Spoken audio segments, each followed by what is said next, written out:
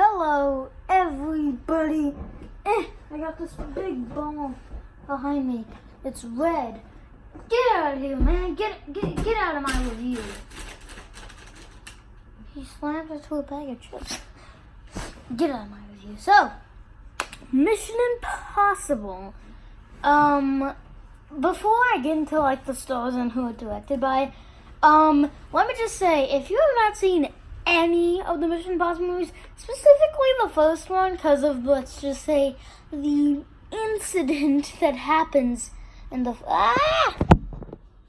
but if you haven't seen the first Mission Impossible, do not watch this review. There will be spoilers for the incident, let's just call it, in the first 25 minutes of the film. So, if you have, kick back and enjoy my review. So, Mission Impossible stars Tom Cruise and is directed by Brian De Palma. So let's just get right smack bang into the good stuff of the film. For one, I think the film of how it kind of shot and the acting. Oh, stop it, phone! Stop it. I think the acting of the film very good. Of how they kind of sell these suspenseful moments. There we go. Like the scene where Tom Cruise is great in the film. He really sells this guy who's on the run. He's basically a fugitive. How he comes across all these great characters. Ving Rhames is fantastic in the film. As Luther Stickle, fantastic. He's so likable and charming. Very fun character to watch. I don't know if that really transferred over to the sequel, but he really works. This is by far the most suspenseful Mission Impossible films because of two moments, really, to me. One is a ginormous spoiler that please don't watch this review from here on because they're going to be very big spoilers. The scene where Ethan Hunt, in the, say, opening 25 minutes, they're doing, the heist in, the hotel or something like that with all the senators and stuff, and his team, and it was pretty much a bust, and they got ambushed, and his team, and every single member of his team dies. Well, at least not really two. They come back. But specifically the elevator kill, where we see the angle of him. I forget his name. I think his name is Jack, and he's on the top of the elevator and he's trying to make it stop, but the elevator keeps on going and going, and there's a wrench kind of thing, and it goes in right here, and it cuts away right when it goes right in. That scared me. The first time I watched it, I was like, "Oh dang! Did they just do that?" I'm gonna rewind that. It stuck to me ever since I watched the film.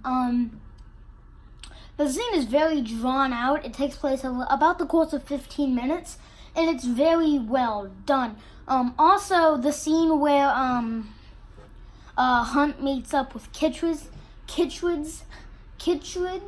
we'll say that, at the diner, and De Palma uses Dutch angles when you get a close up of the faces when they start slowly talking, and Ethan starts to move his head around and see all the faces in the diner, and he starts to suspects that all the people in the diner are the same people that he saw at the heist.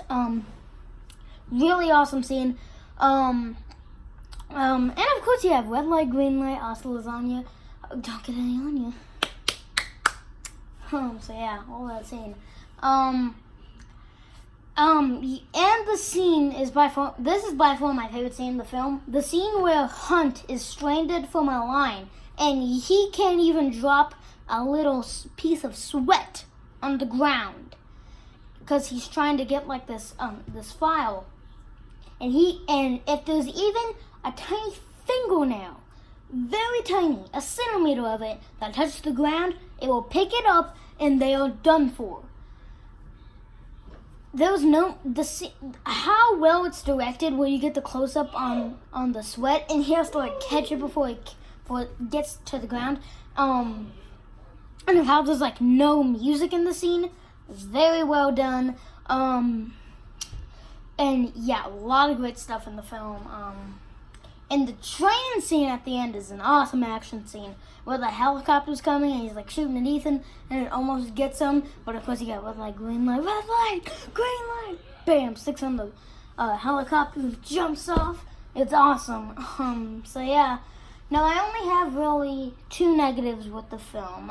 One is how you really have to pay attention. Well, it's kind of a pro and a con for me. You really have to pay attention to almost pretty much every single bit of dialogue that surrounds what they're about to do, what the main story goes around, or else you're kind of screwed. But I kind of like that because I like how you actually have to listen to the film to understand it. It's not just like something from like a mindless action movie, like a Fast and Furious movie, where you don't have to pay attention to like anything, and you just see all the cars and machine guns. It's good how they use that. But even if you don't, but still, if you miss a scene or like an entire line of dialogue, if you miss like a minute of dialogue, you're pretty screwed, and you have to rewind to understand everything. And then my final negative with the film, I think there's a bit of pacing issues. Because it can go from like really fast-paced stuff, like the scene where his team members die, kind of, and then it goes to very like slow, somber suspense. I think it goes from like very fast-paced to very slow. I think it does that a bit too much. But other than that, I really like the first Mission Impossible. I don't love it, but I think it's a very good movie. So yeah, I'm gonna give it a B+. Really good movie. Highly recommend you check it out. So yeah, sure, come like and subscribe, and I'll see you next time.